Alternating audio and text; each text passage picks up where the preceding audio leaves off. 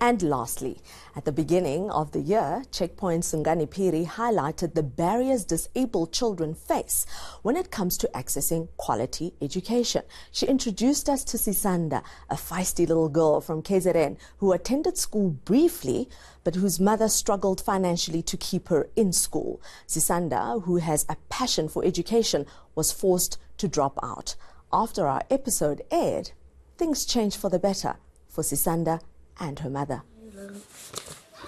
In January, Checkpoint brought you the story of Nontuthuko Ngcobo and many parents like her who face an uphill battle when trying to access education for their physically disabled children. 10-year-old Sisanda was born with Genesis imperfecta, a disease that affects the bones, making them weak and prone to breaking.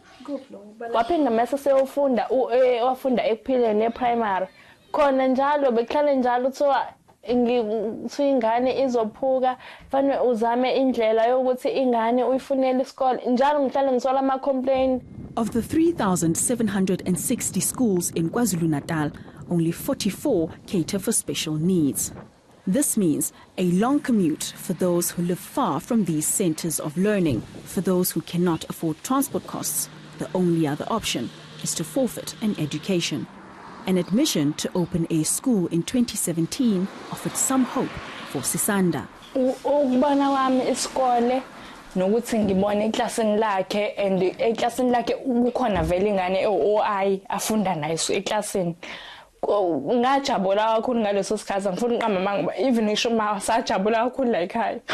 Ngathi okay noma ama Fridays kwenziwa nama swimming lessons ngangijabulile ngibona nje icondition azofunda kuyona nanokuthi iclass abayithatha ingane eziningi eclassini. Indlela ngijabule ngayo ngikhumbula ukuthi ngathi ngiphuma esikoleni kulokugcina esasigcina ukuthi stationary ngabuye ngadlula edrobheni ngoyithenga uniform ngaleso sikhathi.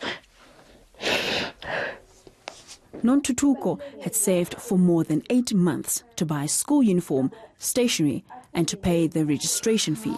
This all amounted to 8,000 rand. But her happiness would be cut short by transport problems. Travelling to open air and back home to Ilovo cost 120 rands a day. So to save money, Nontuthuko didn't go home after dropping Sisanda off.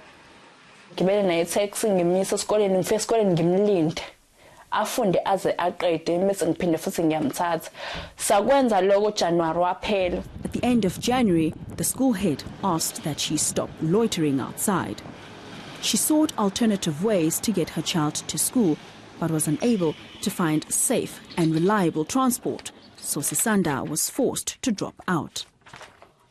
Ngifela ngazuthi angenzi kahle njengomzali and ngibona futhi uyalahlekelwa kakhulu kwayena nje. When Sisanda's story aired on Checkpoint, the principal at Open Air School called Nontuthuko and suggested she try apply at Mason Lincoln, a sister school to Open Air.